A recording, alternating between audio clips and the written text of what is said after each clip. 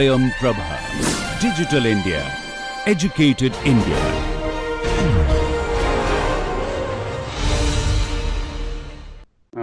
So today we'll discuss about the growth and development of crop and the factors influencing the growth and development. So when you go for as a crop production, the crop production technology. So as we have discussed earlier, you need to go for proper management, and for having the proper management to have a higher productions, improve production, sustainability. As we are discussing, this should be sustainable. This should be quality food. So we should know about the crop nature actually, the growth and developmental process, and what are the stages where we should go for nutrient management, so that our resource use efficiency will be better, and also there should not be excess loading of fertilizer or excess the loss of the water in the field, because these are natural resources. They are very going to be limited in future, and also you have to use it very precisely, so that there is less or no wastage and maximum use efficiency. That's what purpose. So for that we need to know the developmental phases and the growth phases in a crop. So so if we discuss about the growth and development, first of all, whether they are same or different. The growth is same as development or they are different. In fact, the growth and development, they go on parallel. They parallel because they continue parallelly. Growth is defined as irreversible increase in size that we can measure as a dry weight, which occurs throughout the crop life cycle. It is expressed in terms of dry weight, length, and height or diameter. That means now when the plant grows, we can see, also we can measure the height, increase in height. So there is a daily or after few days. Today I have taken some height. After few days there will be a change in height. So that is what growth, or there is change in biomass as well. Today maybe the crop has the total biomass maybe 50 grams per meter square. Maybe after a few days, 3 or 4 days, it may become 70 grams per meter square. Day after something, it can become 100 grams per meter square. This is how the growth changes and the growth increases, you can say, and that we can measure. We can measure it quantitatively. We can measure the growth, either the weight or the height or the diameter, that we can measure. How about development? Development is such a process, no? We cannot measure. Only you can visualize. We can see the developmental process, that this is the progression through the morphological changes which occurs during the growth of crop and is more readily described qualitatively than quantitatively. So it's a qualitative term, development, which we cannot measure, only you can visualize. What do you mean by this? So if I say the growth of a crop and development of a crop, so what do you mean by development? What do you mean by growth? Anybody? Sir, growth is increase in its height and diameter. Development is improvement in the parts of the plant. Okay. So how can see the crop developmental stages? Because you cannot measure this one, only you can visualize. Some example.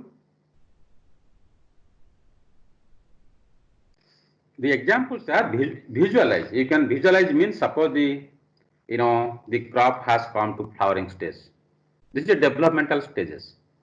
We can see, we can visualize the flower has come up, and the fruit has matured, the crop has matured. This is developmental stages. We can visualize by the appearance.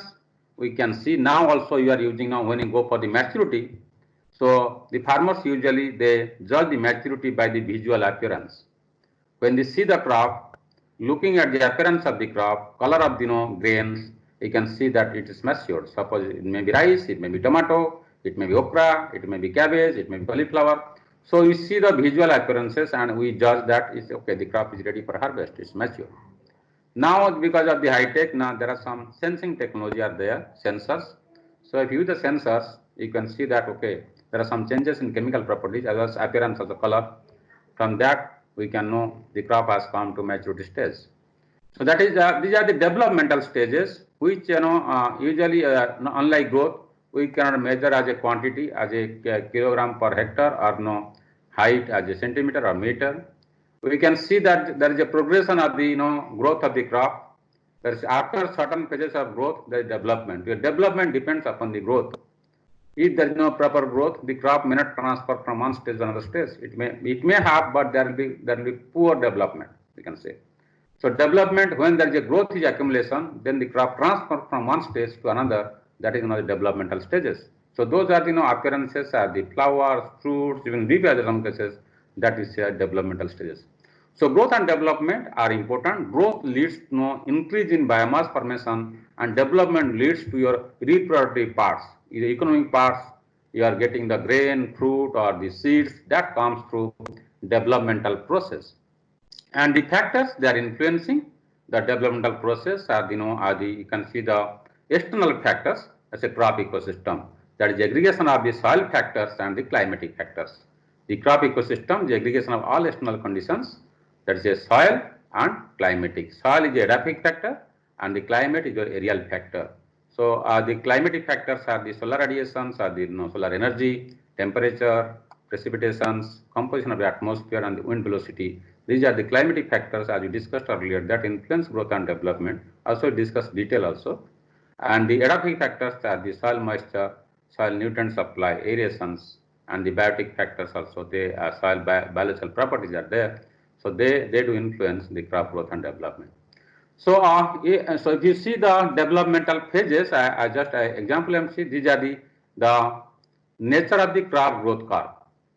If you see the growth, this is a S-shaped growth curve. Any field crops, or almost all the field crops, they have the similar nature of the growth curve. And these are the different phases. The one is the lag phase, the log phase, then we have decreasing growth rate, plateau, and senescence. The crop passes through these stages. It is also, you can say, like somehow I feel like human cycle also, as we pass through these stages. So initially there is a very slow growth. This the stage 1, the lag phase, very slow growth or no growth, we can say. Then rapid growth, very rapid and quick growth. Then the growth again slow down. And finally the crop comes to mature and you have to go to life cycle ends, you have to go for harvest. So these phases we explain, the first one is the lag phase, then second is the log phase, then the decreasing growth rate, plateau, and senescence. Lag phase means this is the establishment phase, the seedling phase. The crop tries to establish where there is no growth. So when you go for the seeding, or you go for the transplanting of seedling from the nursery bed to the main field, first few days only, it may be 1 week only, maximum 1 week, within 1 week or maximum 10 days you can have. That period, the crop tries to establish, extends its root system. So during that period, so there may not be any growth. That is as lag phase, and we say as seedling establishment phase, where the crop try to extend its root system and know about soil, the rhizosphere, soil atmosphere, where are nutrients are available, where is water available, so that I can extract the water and nutrient from the soil. That is what the understanding about the ecosystems. The crop takes that time to understand its ecosystem and for extension of the root systems to have a better growth in future. That happens for the human being as well. If somebody goes somewhere like you also, when you came to this institute initially, so first few days, you have spent your time to know what are the facilities available, like where is the tech market, and from where you can get your daily living things, and whom to approach, how to approach. So these are the and where you can have the classrooms. So these things sometimes, or maybe the first few days, you try to establish yourself and know the environment around you, and know the things from where you can get your get your things, and that's known as establishment phase, where you may not have any outputs, only understanding the systems. Then there is a peak growth rate starts like crops when the crop establishes. Then there is extension of root system. There is a rapid growth rate that you say as peak vegetative stage, stage 2, say log phase, where the growth rate increases at increasing rate. If today is 5 grams per meter square, the addition tomorrow may be 7 grams per meter square, day after tomorrow may be 10 grams per meter square, and day after tomorrow maybe 15 grams per meter square, that type of addition takes place. That means the growth rate increases at increasing rate. After some period, then there will be growth definitely. The growth will be there, but growth rate increases at decreasing rate, stage 3, where there is a initiation or the formation of reproductive parts comes up. When the reproductive part comes up, then the growth rate increases but at decreasing rate. But that means if today's addition is 15 grams per meter square, tomorrow maybe 12 grams per meter square, and day after tomorrow maybe 10 grams per meter square, 8 grams per meter square. Likewise, go on. The growth will be there, but at decreasing rate. That is stage 3. Then this is the one when the crop starts as a maturity. That means a grain filling stage. This stage, there is no further addition in the growth in the biomass. They like a plateau, like constant. No, there is very marginal or very insignificant addition of biomass may be there. It cannot be it's very highly insignificant. Only there is the maturation. That means the crop attains the maturity. There is a grain filling stage. After that, senescence is mature. If you don't harvest, there may be loss of yield. So this is the S shape or the sigmoid growth curve. That's a very common in most of the field crops. The annual crops, as you say, they complete their life cycle within 1 year. So, so accordingly, how does it help us? If knowing the growth stages, how does it help us? Anybody? Why should you know this one? Suppose you know these are the growth pattern. How is it going to help us? Sir, because suppose we are applying fertilizers or anything like that, we must apply it during the lag phase and the log phase. Once the crop is matured, there is no point in adding more fertilizers. Absolutely correct. Very nice. Because now this growth phase tells about the fertilizer management or water management, input management especially. So when you are seeing that the crop entering to a log phase, the peak growth phase, then it needs the proper amount of inputs at this stage. When transferring from one stage to another stage, at this stage there must be sufficient, or not sufficient, I can say optimum amount of water and nutrients, so that the growth can take up. The crops should not suffer from any type of input stress, either water and nutrient or even the atmospheric stress, so that there should be a maximum production. So this is the point where you should apply your sufficient amount of water and nutrients, so that the growth happens at a maximum rate. And similarly, this is the point where the reproductive stage starts. In that case also, the crop is a point of inflection and point of deflections. So here the inflection means the crop growth rate increasing at increasing rate, and when crop growth rate is increasing at decreasing rate, it indicates that there is some initiation of the reproductive, the starts of the reproductive stage. In that stage also, we need to apply the good amount of, because it needs also some water and nutrients to have a better transformation from the vegetative to reproductive, or the formation of the reproductive plant parts. After that, there is no need of application any nutrient. Okay, the water may be required for the crop, need of the crop, because transpirations, because the crop has to transpire to meet the transpiration loss. But as for nutrient is concerned, after this stage, there is no need of applying any fertilizer. The crop, if you are applying fertilizer, it may go on waste, because already the things have been done before that. After that, any additional fertilizer, it is not going to add much value to the production improvement. That's why for these field crops, the first few days, you can see first 90 days crops. So if the crop remains 90 days in the field, the first almost 50 days up to 50 is very essential to go for the proper input management. If that is done during that period, then after that the crop will come up well. Does not require any further nutrient after that. Same thing for also for human being, as you say, this crop cycle sometimes I correlate with the human life cycle also. If you see the primary education, as you say, that's also very important. If you provide a good education, our education system is stronger in the primary level, then we can expect the better human resources, and they can come up well, and they'll be able to because establish themselves in any world, anywhere in the world, and they can prove better because they should have such type of educations at the beginning. And if you don't provide proper educations at primary levels and motivate the young child at that point, and if you want to motivate afterwards when they have grown up and already established, it becomes somehow difficult. No, it may happen. I don't say it not happen, but it's happening also some cases. But it will be the best option to to deal with the young brains, and they are very succulent at that moment, and they can be motivated and towards creative research or the innovative research. Creative attitude can be made during these periods as a primary education. That's what the same thing for the crop as well. Do you agree with me with this one? Yes, sir. Yeah. So that is same as crop and human being. If you see, if most of the developed country, what you can see, their primary education is much stronger because they are developed. Because you can find many Nobel laureates. We don't like in Indian condition. No, we don't.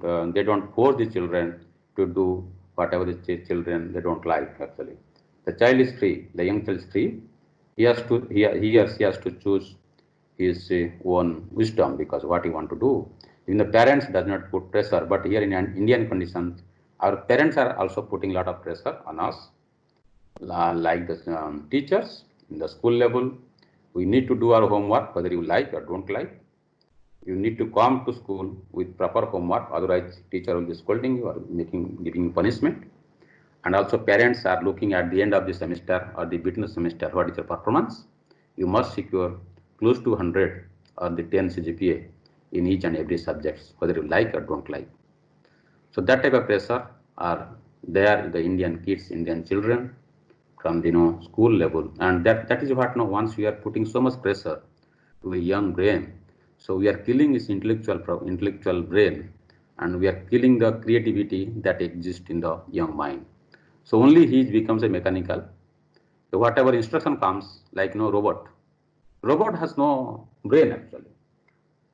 So whatever instruction given, only that will work as per the instruction. But human being is let's say running the robot. He has a good brain. So our children are they are becoming just like a robot. They can be very work alcoholic. They can do better work, but without proper understanding, without proper passion. That's what's happening. So we are losing creativity or innovative research because of too much pressure, unwanted pressure, we can say, among the children. Okay, so this is in briefly what is growth and development. So these are the different phases. So I'll give you one example for rice crop. Any question from here?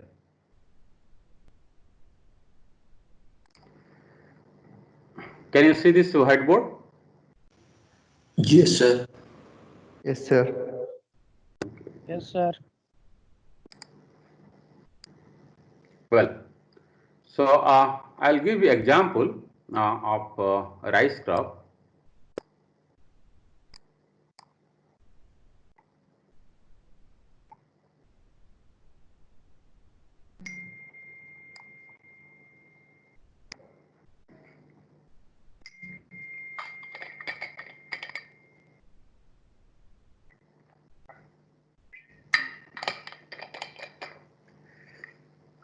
If you see growth and development, growth as time passes after the sowing or planting of the crop.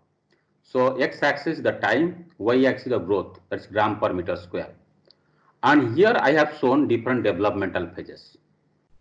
As the crop passes through time and there is accumulation of growth, then there are different stages are there, that is say as the developmental stages. So after the seed sowing, here is the seedling, the seed sowing or the planting, you can say. Here is the tillering phase. It's a lag phase, as we have seen earlier, the lag phase, where the tiller formation starts. So from here, then the growth rate increases at increasing rate. So here we have panicle emergence. Then there is a from here there is a point of deflection. Before that point of deflection takes place, panicle emergence and flowering. Then maturity. This is the plateau. where there will be no further addition of the biomass. The biomass almost remain constant during this phase, and this phase we say as the grain maturation or the grain filling stage. The maturity you have to harvest at this stage. If you delay harvesting, there will be loss in yield because there will be scattering of grains and the fall of grains, fall of leaves. The biomass we lose biomass if you don't harvest at proper time. And these are the different developmental stages of rice crop. So if I give example of if you see this photograph, picture of a rice plant. So what is this one? This is the plant. So root portions are there in the below the soil surface. Then root portions are there. These are the leaf portion. The single rice tiller I have taken. This is not a tiller. This whole one is known tiller. So after the panicle form, so this is known as the this portion is the panicle. This is the panicle.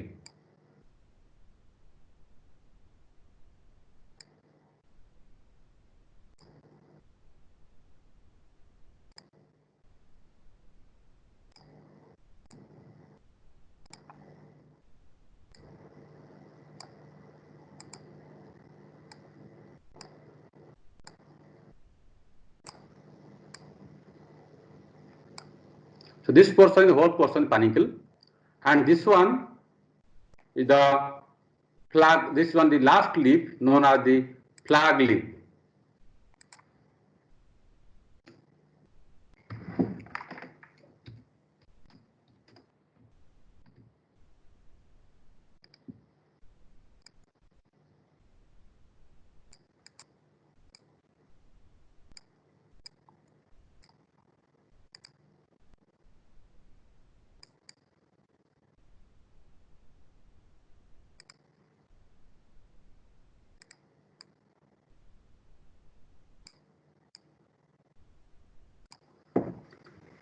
So this is the panicle, and this is the flag leaf. Last leaf before the panicle, the flag leaf, and these are the individual grains. I think you might have seen the rice. Anybody have not seen rice plant?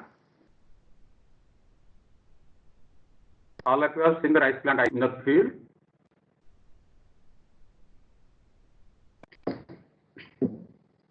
Anyway, if you can see, if you go when the institute reopens, this is a flag leaf. This whole portion is panicle, and these are the rice grains.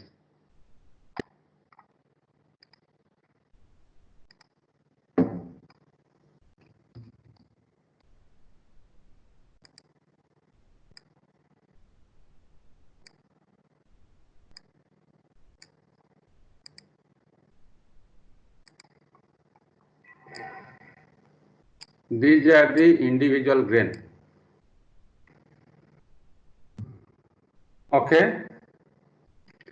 And this panicle, what you see here, this panicle initiation takes place at the base of the stem. So here the initiation takes place, panicle is a panicle initiation.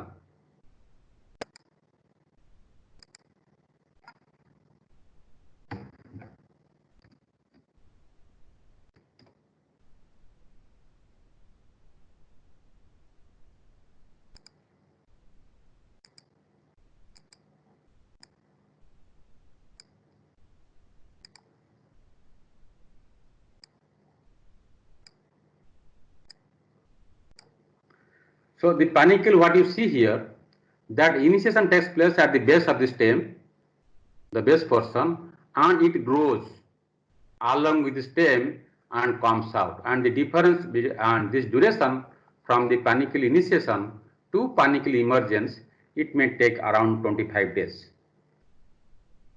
From panicle initiation to the panicle emergence, the time duration is almost 25 days. So these are the different components of rice. As I say, this is the panicle, the economic part.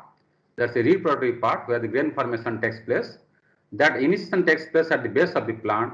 So when there is a start of the reproductive parts, and this grows along with the main stem. I say this is known as the tiller or the main stem or the culm also you say, and this comes out, and finally you get the grain.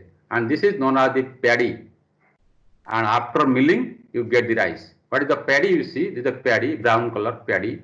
After milling, you get white color. As you have the rice, you get the rice after milling of this paddy. So the point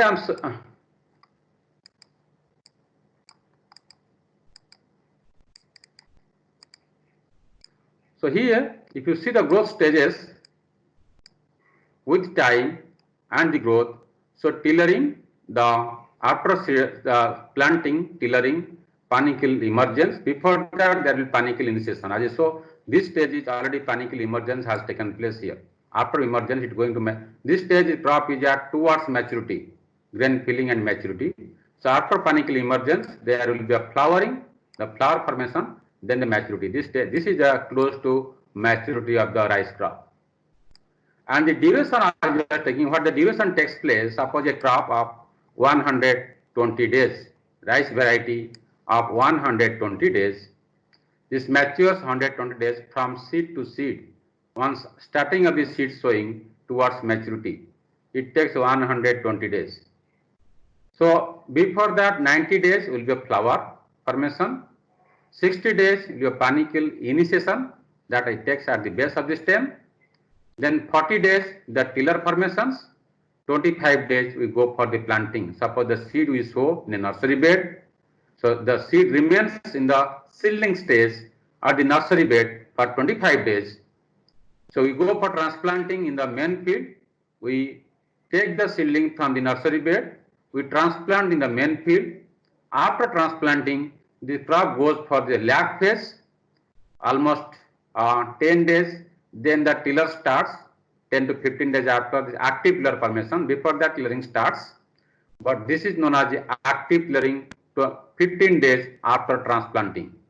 From where there is a good growth picks up. Before that also growth picks up around 5 days. After 1 week, around 30 days, the growth picks up. This is the active tillering. Then you have the maximum tillering. Then panicle initiation, where is the maximum growth also you can get your growth. Again also growth picks up. And when there is a panicle emergence before that, then there is a growth increases at a decreasing rate.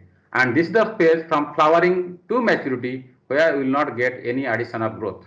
It is a plateau phase, so there is no biomass accumulation. Finally, the crop matures at 120 days. The point is that this is the reproductive stage from 60 to 120 days.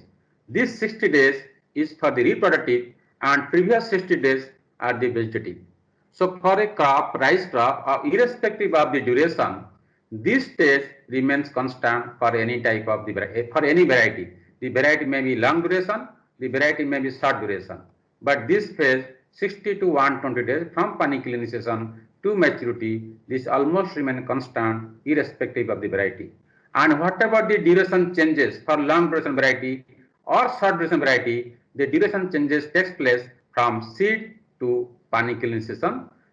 This 60 days, it may increase for a variety of longer duration and it may decrease for a variety of shorter duration. That means if you choose a longer duration variety, that will have the more and more vegetative phase, and if you short duration variety, that will have the less vegetative phase. But this phase is likely to remain constant irrespective of the varietal duration. So when you choose the variety for either the direct seeding or transplanting, so only the medium duration varieties or long duration varieties we choose for transplanting so that the crop gets a proper vegetative phase and reproductive phase. But the variety of very short duration, less than 100 days, for those variety, we need not go for transplanting, we go for the direct seeding in the field. Because if you go for transplanting, there will be very, very minimum vegetative phase. Because this takes, suppose a variety of 100 days. So 60 days goes for reproductive, only 40 days remains for the vegetative phase. If you go for transplanting, seedling itself takes 25 days and only 15 days remains for the vegetative, which is not sufficient for a biomass accumulation for the crop to have a good production. So that's why to avoid this, we go for direct seeding so that the plant gets a longer vegetative phase in the field. It can accumulate biomass and can have a good production. So choosing the variety for the direct seeding or transplanting. So that, as I told, only the medium duration variety 120 days, all long duration variety more than 120 days can be selected for transplanting. Short duration varieties less than 100 days should not be selected for transplanting. We should select those, we should go for only direct seeding of those varieties are very short duration.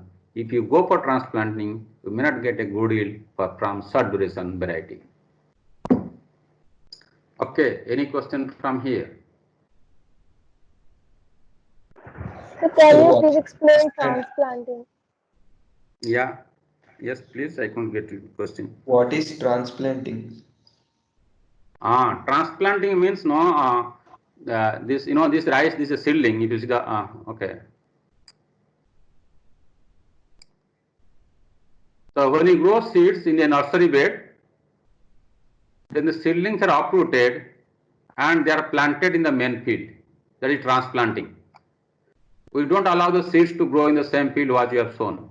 Only the seeds are sown in nursery bed in a compact area, and the seedlings are uprooted from the nursery bed and planted in the main field. Here we maintain proper spacing between the plants. So in case of nursery bed, there is no spacing. All seeds are sown in a place in a dense way. So no spacing maintained there. And only that is put nursery bed for a maintenance of the seedlings. And when the seedling attains a certain age, around 25 days, and that's good enough, the seedlings are uprooted, removed from the nursery bed, and transplanted in the main field, maintaining proper spacing between the rows and between the plants in the same row. The spacing may vary from 20 centimeter from in the row spacing and 15 centimeter for the plant spacing or 20 centimeter plant spacing. The spacing is given because there will, once you plant the seed, then there will be you have planted one seedling, there will be tiller formation from the base. This is a tiller formation. If you plant one in one after maybe 20 or 40 days, there may be 20 tillers similar one what we have planted here. So that is the base tilling stage where tiller starts from the base of the plant, base of the seedlings. So the number of tiller increases, and that become 30, 40 depending upon the varieties. So then come maximum tillers. Then after the maximum tiller, it may be around 40, the tilling starts, maximum tiller. Then you have the flowering stage, the panically immersed flowering. Finally, the crop matures. These are the different stages as we proceed. So that is what a transplanting means. The seedlings are uprooted from the nursery bed and they planted in the main field where the rice has to go up to maturity. That's known as transplanting. Okay, is it clear? Yes, sir. So here, if you see this is the rice crop, different stages I have shown here picture. If you see from the nutrient management point of view, usually what we do, we apply some fertilizer at the beginning. That means when you go for the planting, here the planting, transplanting. When you go for transplanting, the transplanting stage here, we apply some basic fertilizer, basal fertilizer at the beginning. And here when the plant starts tillering, the tiller formation starts, here we apply again fertilizer, especially for the particular type of fertilizer, nitrogen. So most of the, if you see the nutrient management, we mainly deal for the macronutrients and micronutrients. We'll discuss about the macronutrients and micronutrients for the crop. So mainly nitrogen, phosphorus, or potash, three major nutrients that we do for management for the field crops. So phosphorus, potash, and nitrogen, they are applied full phosphorus, potash in basal at the time. Basal means the application of fertilizer at the time of sowing or planting of the crop. And nitrogen is applied in split doses after transplanting or after sowing of the crops. So some amount of the total amount, few portion, maybe 25% applied at the time of the sowing or planting as a basal, and rest 75% applied in split doses throughout the growth period, because there is a requirement of that fertilizer at specific growth stages. And nitrogen fertilizer is a water soluble and also subjected to various type of losses during the applications. To avoid the losses and to have a higher use efficiency, we go for the split application of the nitrogen fertilizer. So based on the growth stages, as you said, because this is very important, that talks about the nutrient management or water management. So we apply one of the split dose here. So if you don't apply here or the soil is deficit of nutrient, the crop yield is going to suffer because the crop may not give the sufficient yield as per we are targeting.